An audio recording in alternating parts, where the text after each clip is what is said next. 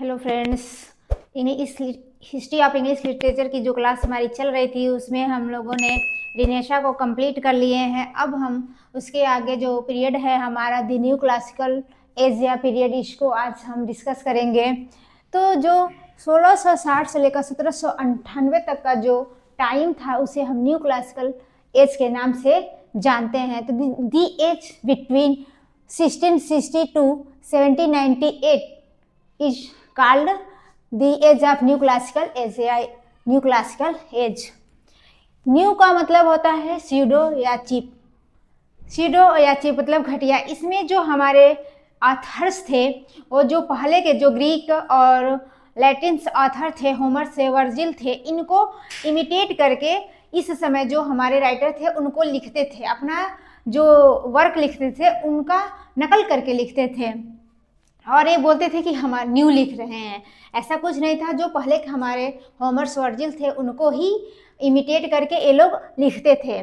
इस समय जो था मोनार्की को रीस्टोर कर लिया गया था। जो हमारे मार्टिन लूथर थे वो पार्लियामेंट को लाना चाहते थे और लाए भी, तो उसको फिर इस समय हटा दिया गया। फिर से इसमें जो मोनार्की था, राजतंत्र था, उसको रीस्टोर कर लिया गया। अर्थात इस समय फिर राजा का शासन होना स्टार्ट हो गया। इस समय जो हमारे किंग बने थे चार्ल्स सेकेंड, जो चार्ल्स फर्स्ट का बेटा था। New classical as is divided into 3 period. New classical as को 3 पीरियड में हम डिवाइड किए हैं। दी रेस्टोरेशन एज, जो हमारा रेस्टोरेशन एज है 1660 से लेकर 1700 तक का है। दी अगस्टन एज, अगस्टन एज है जो हमारा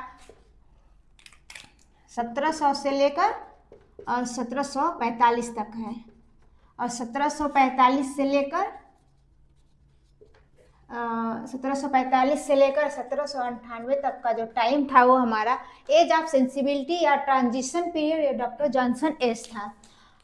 तो इसमें जो हमारे ड्रामा था जो 1642 में उसको क्लोज कर दिया गया था। जब हमारा पार्लियामेंट आ गया उस समय ड्रामा को क्लोज कर दिया गया था। तो जितने राइटर थे वे लोग ड्रामा लिखना बंद कर दिए थे, उस प्ले नहीं हो रहा था।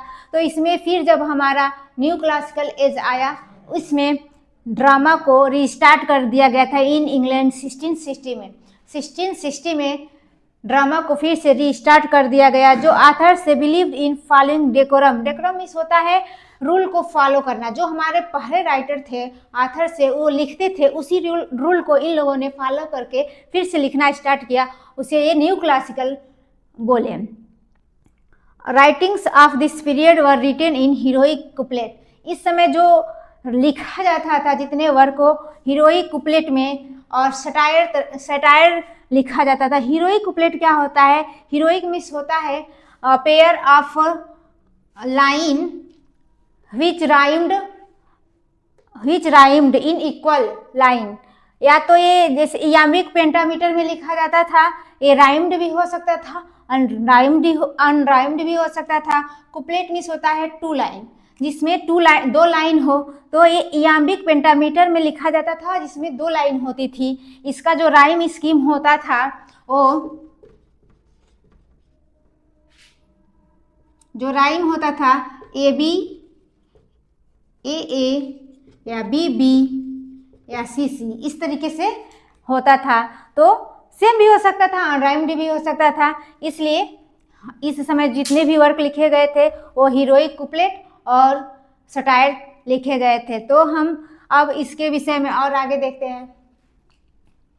फिर से एक बार हम इसको रिवाइज कर लेते हैं कि जो हमारा न्यू क्लासिकल एज था इसमें हम लोगों ने मोनार्की को फिर रीस्टोर कर लिए अर्थात फिर से राजशाही, इस समय राजशाही शासन हो गया, अर्थात राजा अपना शासन करने लगा।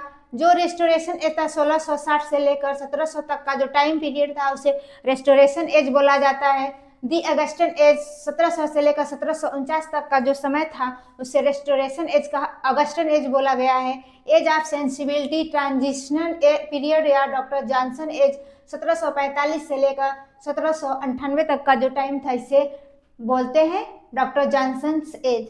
इसमें डॉक्टर जॉनसन जो हमारे राइटर हैं वो बहुत ही फेमस थे, इसलिए इनके नाम को भी इस पीरियड का नाम दे दिया गया।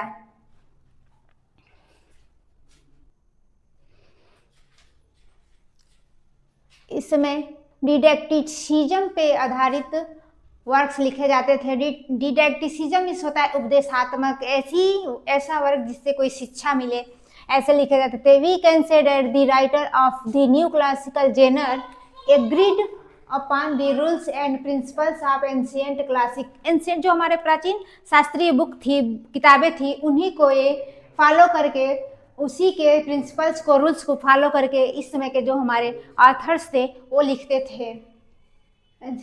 Urban class and satires was the prominent form of creative writing. इस समय जो बुक्स लिखी जाती थी वो अर्बन क्लास पे और व्यंग्यात्मक होती थी। जैसे अर्बन क्लास में शहरी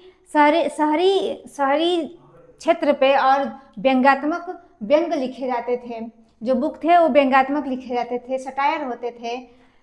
इसके बाद हमारा आता है रेस्टोरेशन पीरियड। ये तो हम न्यू क्लासिकल एज के विषय में कुछ डिस्कस किए। उसका जो फर्स्ट सब पार्ट है या सब डिवीजन है उसके विषय में हम अब डिस्कस करने जा रहे हैं। रेस्टोरेशन पीरियड जो है 1660 से लेकर 1700 तक का जो एज है उसे हम रेस्टोरेशन पीरियड कहते हैं।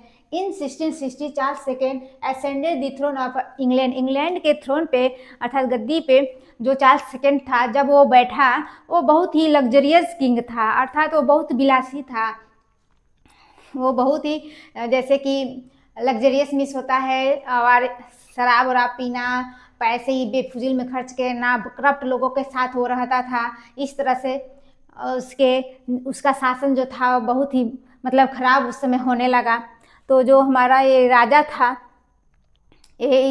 इसको फिर after the failure of the democratic government led by Oliver Cromwell, जब जो डेमोक्रेटिक जो हमारा शासन था, जो ओलिवर क्रॉमवेल उसको लीड करते थे, उस समय लाए थे, उसको जब ये सक्सेस नहीं हो पाए तो फिर इनको इस डेमोक्रेटिक को हटाकर फिर इसमें जो मोनार्की था उसको रिस्टोर कर लिया गया। फिर ये चार्ल्स सेकेंड बैठा, ये बहुत ही लग्जरियस किंग था। फिर से मोनार्की आ गया इन इंग्लैंड में। तो इन 1688 में जो इंग्लैंड में ग्लोरियस रिवॉल्यूशन हुआ। ग्लोरियस रिवॉल्यूशन मिस होता है गौरवशाली क्रांति या ब्लडलेस रिवॉल्यूशन, रक्तहीन क्रांति उस समय हुई, जिसमें जेम्स फर्स्ट को गद्दी पर बैठाया गया इंग्लैंड के। इस समय जो हमारे राइटर थे वो हीरोइक ट्रेजेडी प्ले लिखते थे। इसी समय इंग्लैंड में आग लग गई थी, इसी के साथ चार्ल्स सेकेंड था, उसी समय इंग्लैंड में 1665 ईस्वी में आग लग गई थी और प्लेग 1667 से लेकर 68 के मध्य प्लेग फैल गया था, जिससे बहुत सारे लोगों का डेथ हो गया। और इस तरह से सभी लोग राजा के कर्मों की सजा को मानते थे कि राजा के बुरे कर्मों की सजा है जिससे इतने लोग एक्सपायर हुए हैं। इस तरह से हम रेस्टोरेशन एज के बारे में हम डिस्कस कर लिया। अब इसमें जो मेन ऑथर्स है उनके विषय में कुछ पॉइंट है जो नोट करना है। रेस्टोरेशन एज के जो मेजर हमारे ऑथर्स है उसमें जॉन ड्राइडन है जो इनके बारे में कुछ फैक्ट्स हैं, जैसे कि इनको the father of English literary criticism कहा जाता है। तो क्वेश्चन आता है कि इंग्लिश लिटरेरी क्रिटिसिज्म के फादर कौन है, तो हम कहेंगे John Dryden. The first official poet laureate, इनको फर्स्ट पोएट लॉरिएट में ऑफिशियल पोएट लॉरिएट बनाया गया था 1668 में। तो फर्स्ट ऑफिशियल पोएट लॉरिएट कौन है, तो जॉन ड्राइडन है। The principal master of heroic and heroic tragedy और हीरोइक ट्रेजेडी के प्रिंसिपल मास्टर कौन है, तो हम कहेंगे जॉन ड्राइडन। इस तरह से इनका एक इस्से है, इससे अनड्रामेटिक पोएसी, ये बहुत ही फेमस है, ये ज़्यादा एग्जाम में भी पूछता है, तो हमें इनको याद रखना है कि इससे अनड्रामेटिक पोएसी किसका है पोएसी, तो हम बताएंगे कि जॉन ड्राइडन का है। इन्होंने एक प्ले लिखा था ट्रायलस एंड क्रेसिडा किसके नकल पे किए लिखे थे।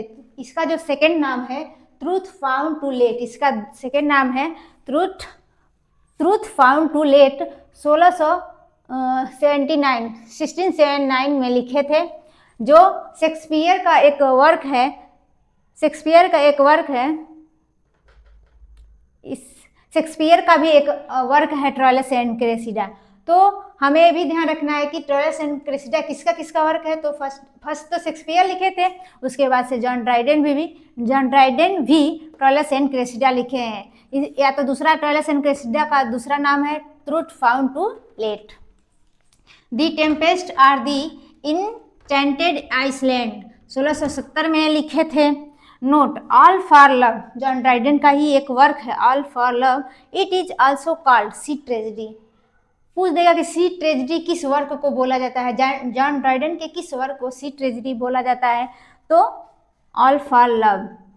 इसमें जो वुमेन है वो सेंट्रल फिगर है, अर्थात मेन उसका कैरेक्टर वुमेन है। It is a parody of Shakespeare's play Antony and Cleopatra. Antony and Cleopatra जो है वो शेक्सपियर से इन्होंने इंस्पायर होके ये ऑल फॉर लव लिखे थे। अभी एलटी का एग्जाम जो हुआ था उसमें एक क्वेश्चन पूछा था कि जो जॉन ड्राइडेन का ऑल फॉर लव है वह किससे, शेक्सपियर के किस वर्क से मतलब लिखा गया है इंस्पायर होके। तो एंटोनी एंड क्लियोपेट्रा।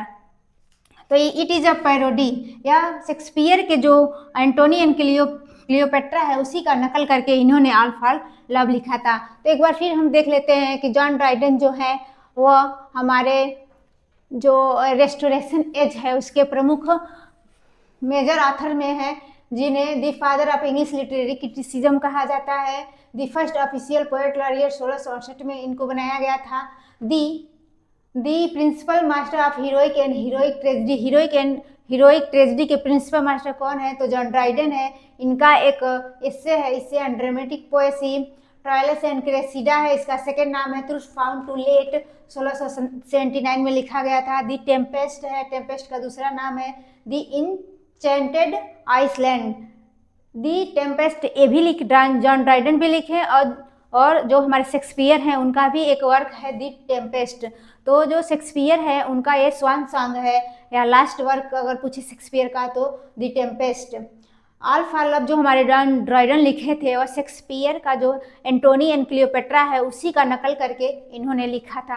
तो कुछ और प्रमुख राइटर हैं तो इनका बस हमने नाम एक बार देख लेते हैं। अदर जो हमारे राइटर थे, आथर्स थे, उनको भी एक बार देख लेते हैं। हमारी अफ्रा बहन है जो फर्स्ट वुमेन राइटर हैं। जैसे कि उस समय जो और लेडीज़ थी ज़्यादा लिखती नहीं थी, वो लोग ज़्यादा नहीं लिखती थी, ना ही अगर लिखती थी तो अपना नाम छुपा कर लिखती थी, क्योंकि लोग मजाक उड़ाने लगते थे, इसलिए वो अपने नाम को छुपा कर राइट करती थी। लेकिन अफ्रा बहन फर्स्ट वुमेन राइटर हैं जो ये रेस्टोरेशन एज में सामने आई।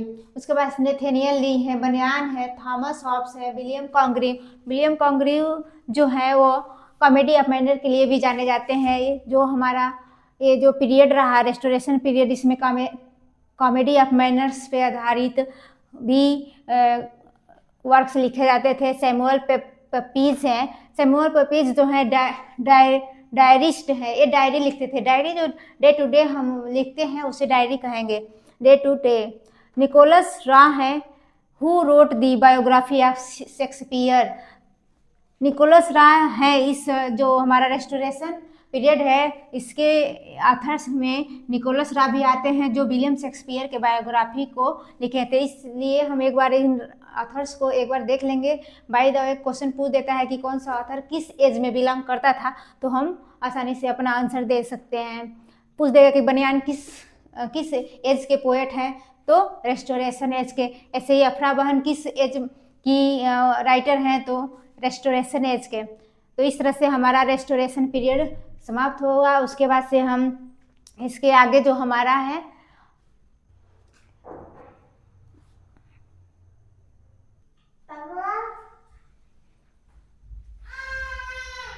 रेस्टोरेशन एज के बाद से हम डिस्कस कर रहे हैं अगस्टन एज। अगस्टन एज को हम एज ऑफ पोप भी कहते हैं, क्योंकि इस समय पोप जो थे इस समय के फेमस राइटर थे। पोप ज़्यादा पढ़े लिखे नहीं थे, फिर भी लोगों के और जो ऑथर्स थे उनके वर्क को पढ़कर इन्होंने उन्हीं के वर्क को क्या किया था, ट्रांसलेट किए थे। जैसे it was claimed that period influence by the tendency of the time of king August Thus, that period is known as classical period. जो किंग अगस्टस थे उनके पीरियड को हम क्लासिकल पीरियड के नाम से जानते हैं। उनका इन्फ्लुएंस इस टाइम पड़ा अगस्टन एज में, इसलिए इनके नाम पे इस एज को अगस्टन एज कर दिया गया, क्योंकि उन्हीं को इमिटेट करके उस समय जितने क्लासिकल हमारे वर्क थे उन्हीं को ये लोग नकल करके इस समय लिख रहे थे। But the time of Pope the classical were imitated properly, so again new classical sensibility started to dominated. इस समय जो राइटर थे हमारे उसी को नकल करके लिख रहे थे, इसलिए इसे हम अगस्टन एज कहते हैं। इस समय जो पॉलिटिकल पार्टीज थी हमारी वो उभर कर सामने आई। 18th century has been called by Arnold an age of prose and reason। इस एज को, जो 18वीं हमारी शताब्दी थी, सेंचुरी थी, इस एज को अर्नोल्ड ने an age of prose and reason बोला। तो an age of prose and reason किस एज को बोला गया? तो 18th सेंचुरी को। किसने बोला? तो अर्नोल्ड ने बोला। इस समय के जो फेमस हमारे मेजर ऑथर्स हैं वो उसमें अलेक्जेंडर पोप हैं। अलेक्जेंडर पोप को हम उनके सटारिकल वर्क्स यूज, इन्होंने ये ज़्यादा लिखते थे इसलिए इनको जानते हैं। एक ग्रेट न्यू क्लासिकल पोएट हैं। इन्होंने होमर्स के इलियाड्स और ओडिसी को इंग्लिश में ट्रांसलेट किए थे और यूज ऑफ हीरोइक कुप्लेट के लिए भी इनको जानते हैं। जो इलियाड है इसको तो पूरा इन्होंने ट्रांसलेट कर दिया था इंग्लिश में, लेकिन ओडिसी को हाफ ही ओडिसी का इन्होंने इंग्लिश में ट्रांसलेट किया। उसके बाद से लगभग एक्सपायर हो गए थे, तो विलियम ब्राउनी ने उसको कंप्लीट किया था। इनका एक एसे एंड इससे ऑन क्रिटिसिज्म, ये भी क्वेश्चन पूछता है कि एंड इससे ऑन क्रिटिसिज्म किसका वर्क है? तो अलेक्जेंडर पोप का है। इस तरह से जो हमारा अगस्टन एज है या एज ऑफ पोप है 1700 से लेकर 1745 तक चला। इस समय जो हमारे किंग अगस्टन थे, जिस समय वो बिलोंग करते थे, उसको इस समय के जो ऑथर्स थे इमिटेट करके लिखे और उन्हीं के इमिटेट करके लिखे, इसलिए इस एज को अगस्टन एज बोला गया। इस समय जो पॉलिटिकल पार्टियां थी जो किंग को सपोर्ट करती थी, कुछ लोग हमारे पार्लियामेंट को सपोर्ट करते थे, वो दोनों सामने आई। 18th century has been called the Arnold, 18वीं शताब्दी को अर्नोल्ड ने an age of prose and reason कहा। इस समय जो हमारे एज था वो रीजन का था। लोग तर्क वितर्क करना स्टार्ट कर दिए थे। मेजर ऑथर्स हैं, अलेक्जेंडर पोप हैं, इनको सटारिकल वर्क्स के लिए जाना जाता है। एक ग्रेट न्यू क्लासिकल पोएट हैं। ऐसे पूछ देगा कि न्यू क्लासिकल पोएट के ग्रेट ऑथर कौन है, तो हम कहेंगे कि अलेक्जेंडर पोप हैं। इन्होंने होमर्स के इलियाड्स और ओडिसी का इंग्लिश में ट्रांसलेट किया था। इन्होंने हीरोइक कुप्लेट यूज किए थे। इनका एक ऐसे एंड इससे ऑन क्रिटिसिज्म। इस तरह से हम इसके ऑथर्स के विषय में अभी केवल जो अलेक्जेंडर पोप हैं उनके विषय में डिस्कस किए। अदर भी जो ऑथर्स हैं उनके कुछ नाम हैं जो मैं नोट डाउन कराती हूँ।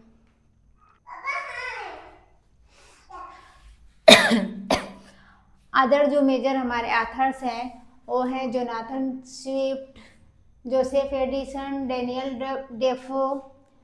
इनके नाम को हम एक बार देख लेंगे क्योंकि क्वेश्चन पूछ देता है कि जोनाथन स्विफ्ट किस एरा से बिलोंग करते हैं या जोसेफ एडिसन किस एरा से बिलोंग करते हैं या डेनियल डेफो किस एरा से बिलोंग करते हैं, तो हम अपना आंसर आसानी से दे पाएंगे। जो 4 व्हील्स ऑफ इंग्लिश नॉवेल्स के हैं उनके नाम हैं Henry fielding, Samuel Richardson, Thomas stern और टोबी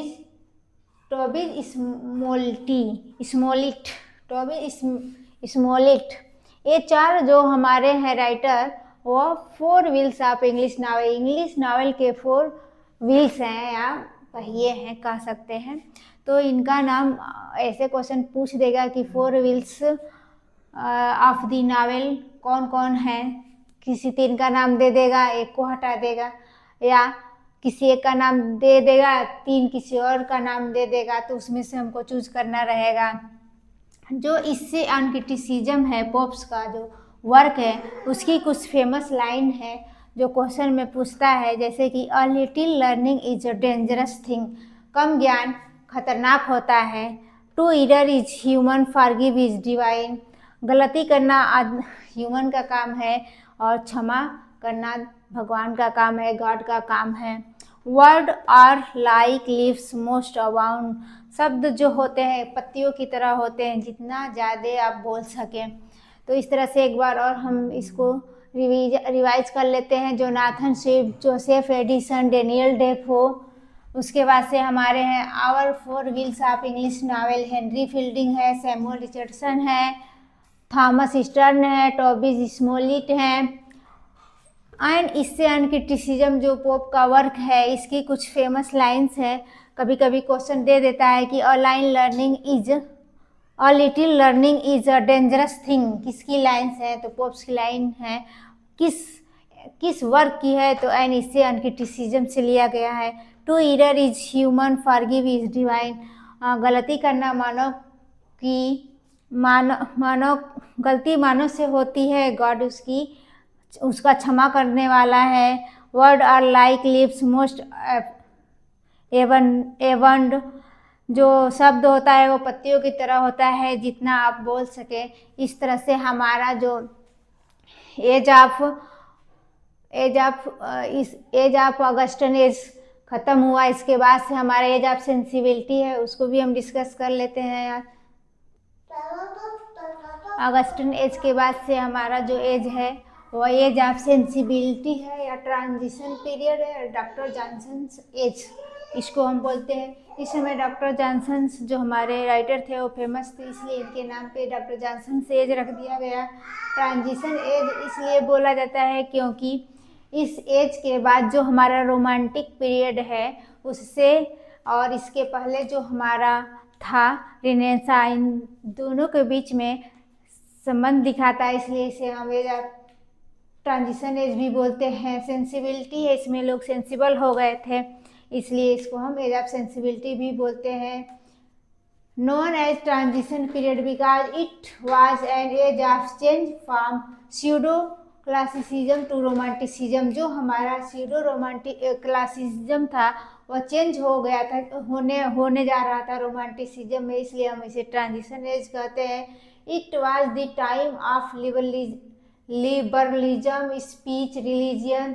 ये जो हमारा समय था वो लिबरलिज्म का था, स्पीच का था, रिलीजन इसमें मतलब सभी लोग स्वतंत्र हो गए थे, जो जिसको करना था वो कुछ भी बोल सकता था, कोई भी अपना रिलीजियन को फॉलो कर सकता था। It was the time of rise of middle class, यह ऐसा समय था जो मिडिल क्लास के लोग थे वो आगे आ सकते थे, वो ऊपर उठ सकते थे।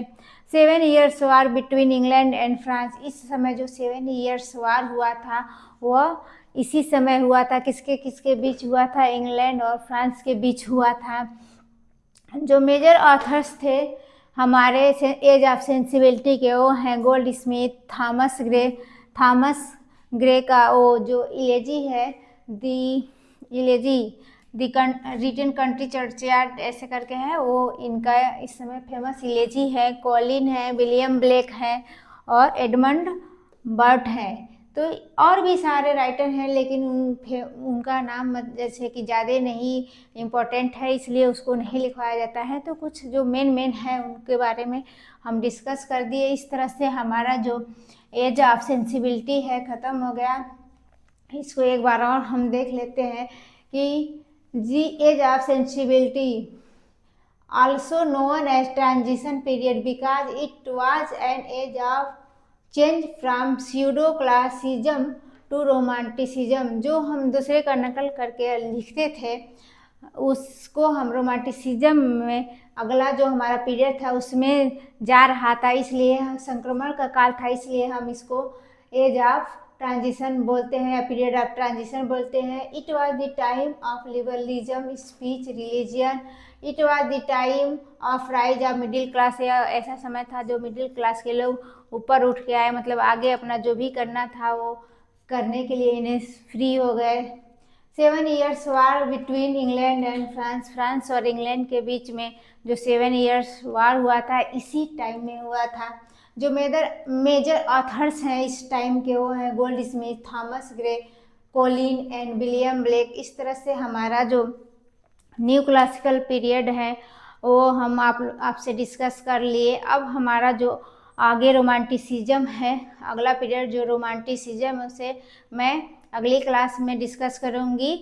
तो हमारे वीडियो को लाइक शेयर सब्सक्राइब करिएगा जिससे हमें मोटिवेशन मिले और अच्छे से मैं आपके लिए वीडियो बनाऊँ। Thanks for watching.